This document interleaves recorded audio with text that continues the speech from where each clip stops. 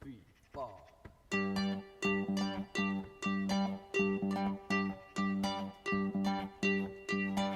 Say you stand by your man. You tell me something I don't understand. You said you love me, and that's a fact. And then you left me.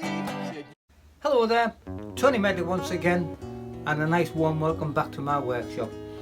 Today's project, I've got a nice piece of Iroko, and all I'm going to do, I'm going to make a little bowl or ornamental vase or something like that, and what I'll do, I'll make it multicoloured, segmented. It's one of my favourite things to do. You know as well as I'm really passionate about segmenting. So all I've done, I've glued a chucking point onto that with hot glue. All I'm going to do is just whip the corners off, get it to round, and that's going to be the base. Then I'm going to cut the segments, and I'm going to do it in Iroko, and I think I'll use maple or oak or something like that, something just to make a bit of contrast. So anyway, without further ado, we'll get on. I'll cut these off and get it in the lathe.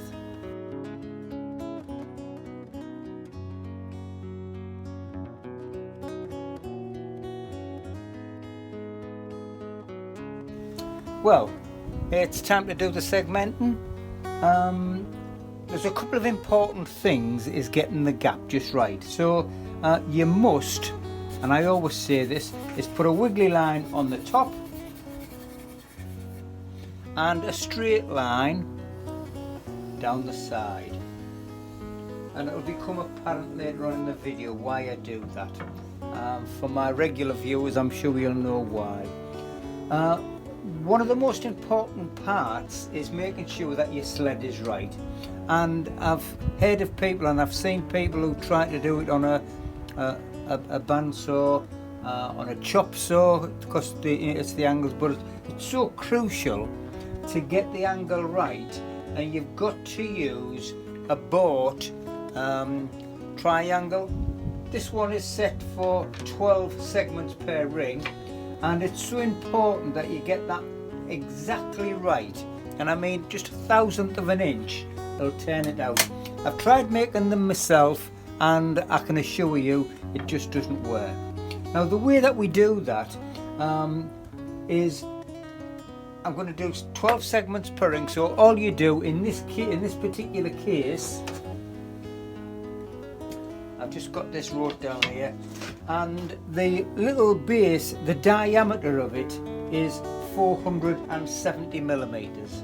So if you divide that by 12 along the long line, it works out at 39.1. So if you just say 39 millimeters, and then all you do is cut the segments in this way. So I've said put the straight line on one side and the wiggly line to the other. So you always keep that at the top, and what you do is for the first cut is put it on I've got this marked number 1 and number 2. So what you do just to get the first angle is you cut the first cut on number 1, then the second cut on number 2, the third cut back onto number 1, and the fourth cut back on to number 2.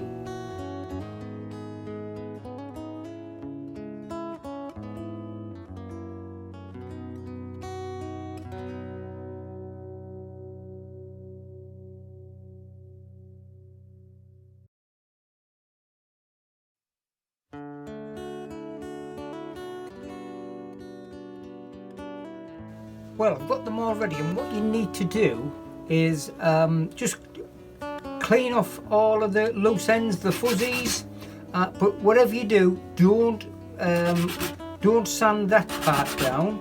And all you need to do, if you need to do them edges, just do them on the side there and go through them all. But like I think I've just said, you need 6 without the line on, and then 6 with the line on, and just clean them all up,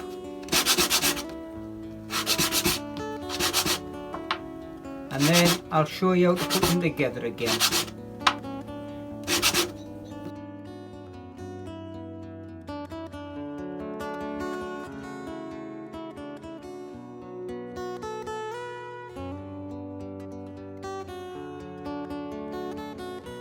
what you want is the squiggly line on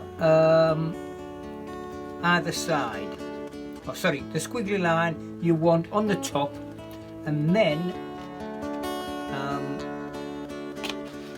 just mix them up, one of each colour until you get the full amount. What I always find better to do is to do a dry run before you put any glue on, just to make sure that they're all tightened up together. Once you put the ring on top like that, just push them all to the outside and then just tighten them up.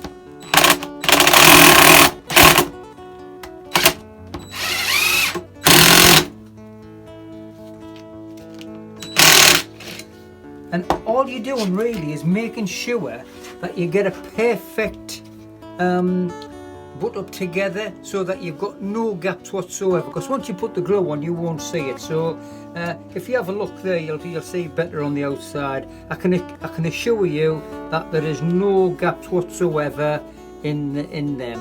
All it is, you can just see where they're just slightly different heights, and all you do to alleviate that is when you get them all together, you can just give it a quick tap with the hammer. So it's time to glue them all up now. Right, now it's time to glue. I find it easier if you just use a little bit of glue on the card, then put them back together and just massage them in nice and gently there.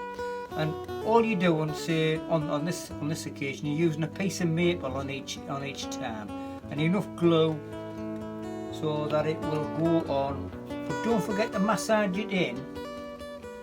Now I use Gorilla Glue. There is a delay action one what you can buy, but it's very expensive. Now I find this as good as any. I think I've mentioned it before. I'm definitely not paid by Gorilla Glue, but I just find it really strong, and to be perfectly honest, I haven't had a failure as yet. I shouldn't speak too soon, but I can assure you it is good glue. Don't go wasting money on the delayed action one. I used to buy it, but it was twice the price, and you think I can spend my money on other things rather than that. But make sure you get a good, you want a little bit more on there, and then, as I said earlier on, just massage it home, and it's just so that you get a good covering on. And just to prove it, you can see that you'll get a nice coat there on it by massaging it in. And then the last one, cover it.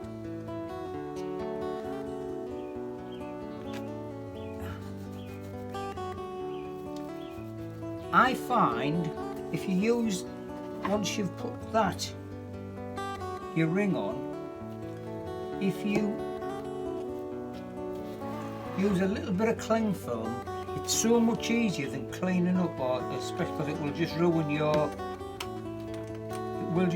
the. And I just use a piece of plywood which is circular, and then I close it up, put a bit of pressure on, and then just get it nipped up, and then make sure that it's all pushed out and it is level. I think that should be okay. And then put a little bit more pressure on there.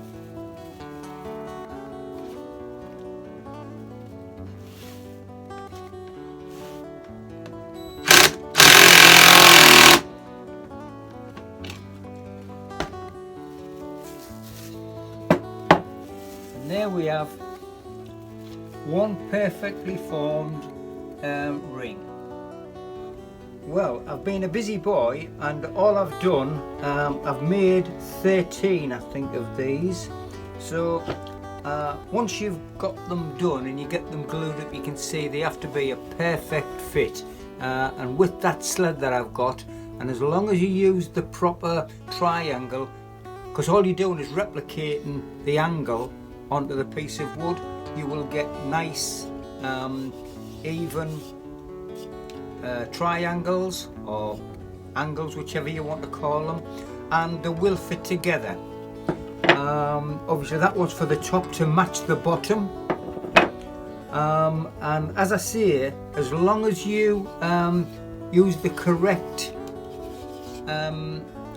angle, there is no way that you'll ever get a gap in it. So just carry on. Right, the way that I do it is I do it in possibly 4 or 5. I glue up at the bottom, and all that's for, it's easy to get a chisel in and shape the inside first, and then I go ahead and glue the rest of them up. But what I also do too, I just mark off the middle of the one of them, and then the middle of that one, so that it's easier when you're gluing them up, so you get a nice even. They have to be exactly that pattern, or that's the way that I prefer the pattern. You can have it whichever way you want. You can do it that way if you want to, or you can have, you know, one that way, then one, whichever way suits yourself. The pattern is up to you. Right, so all I'm going to do now, I'm going to glue these 5 together, then I'm going to glue the rest of them together, and then I'm going to glue that to the base so that I can hollow that out to the desired effect. And the reason I do it that way is that it's easier to do than, you know, the full length. What I've also done as well, they're all different sizes, and I started off, as I said earlier on, I'll use that one, it's easier. You measure round the diameter to find the size that you want. You measure round the diameter of that one, and then you just divide it by if you're doing 10, you divide it by 10. If this one's 12, so I've divided it by 12. And then I just decrease or increase by 1 millimeter, and I've measured it and I've marked them all up 1 to 5, so it's got the hourglass shape. So anyway, I'm going to get on with gluing them all up, and then we'll shape the inside of that one, the bottom one.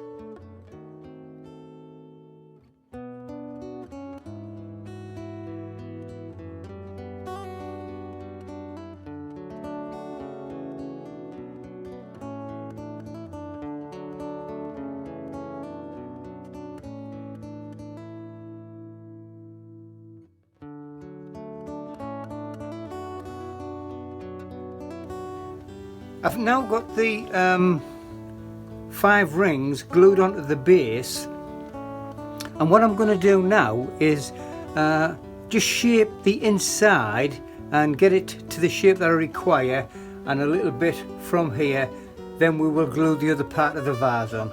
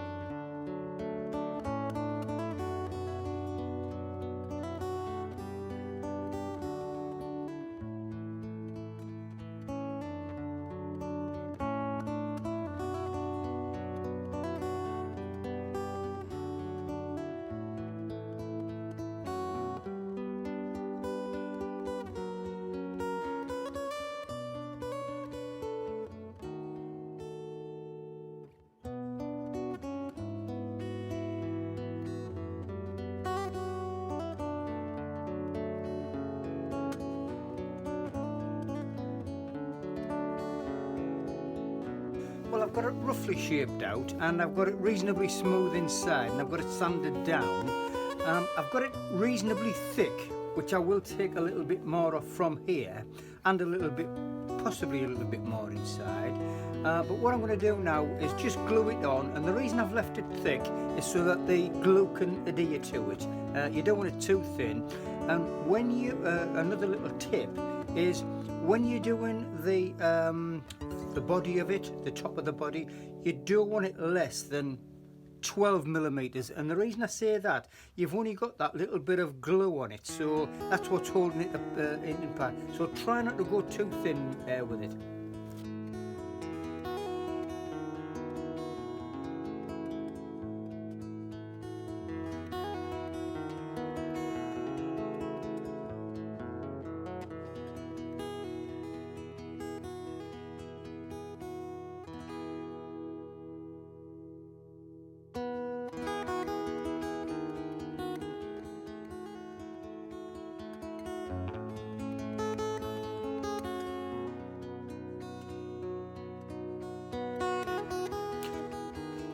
Well, that's it all glued together, and I think I've made a few miscalculations.